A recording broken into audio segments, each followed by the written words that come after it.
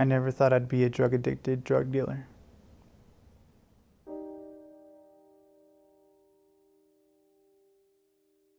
My name's Clayton. I'm 34. I grew up in a tough part of Phoenix. My parents were very young when they had me, so we moved a lot, and during that move, I just picked up sports because that was the best thing that I liked to do. And one day I was playing sports. I think it was a softball league at a church, and they invited me to Sunday school. So I went, and I accepted Jesus into my heart. And then we moved away. I started going to high school. Pretty much fell away from God. Didn't really understand what it meant to follow Jesus, and I just kind of lost my way towards the end of high school. I started partying and getting into drinking and drugs. I think I just lost my way, and I put all my identity, I think, into a girl that I was dating too, and she ended up breaking up with me. My parents kicked me out. And then after that, when my girlfriend broke up with me, I felt like I needed to be respected or liked, so I found a friend that was selling drugs and started doing that. So, and eventually it became something that's all I did. And I think the stress from that made me need to find an escape. So I started doing drugs, smoking weed, and as part of the pill epidemic, I started, doing Percocets, and got real bad into it, and to the point where I was sick if I didn't have, drugs. And it was just real bad. And I felt one day, I think it was CBN, I had the station on, and it was talking about God and how He will meet you anywhere you're at. And I felt like He was speaking to me that day to stop trying to do things the way I wanted to do it and start trying to focus the way God wanted to do it.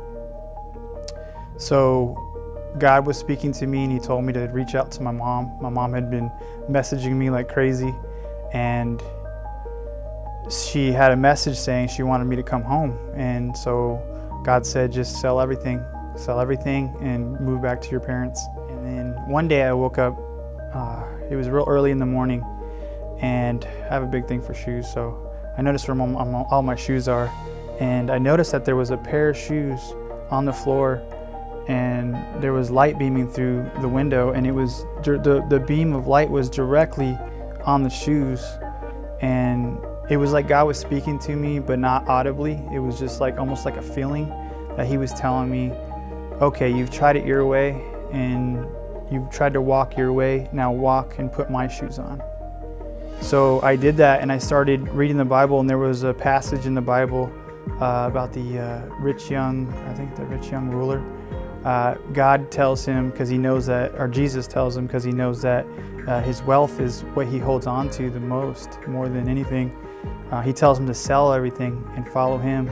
And I felt like God was telling me that, to sell all of my belongings, because that was attached to what I thought brought me value, what I thought was my identity, and He wanted to make a whole new life, just a clean slate.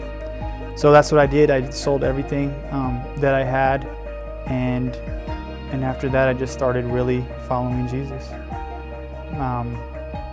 Moved back home, and God wanted me to start getting into the Word, so I really started just focusing on God and getting close to God, and really started understanding what it meant to follow Christ.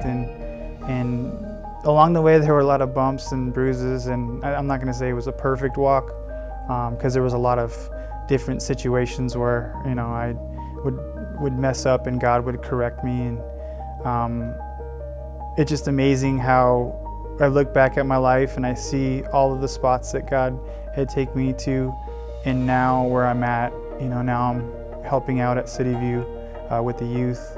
It was really awesome to see the kids really see the realness of somebody who has followed Christ, and not just somebody that grew up in the church, because my parents, they didn't grow up in church. They're not church type parents. So it was an example of God plucking somebody out of where they were at in the scenario they were at, and putting them into a better position and showing them how much God loved me and how He knew me before I was even born. And to me, that just showed me so much of how much God loves everybody.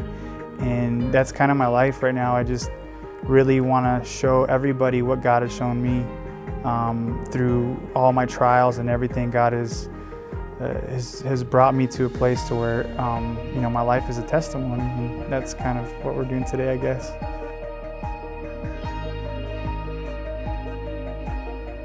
If He could do it for me, He can do it for anybody.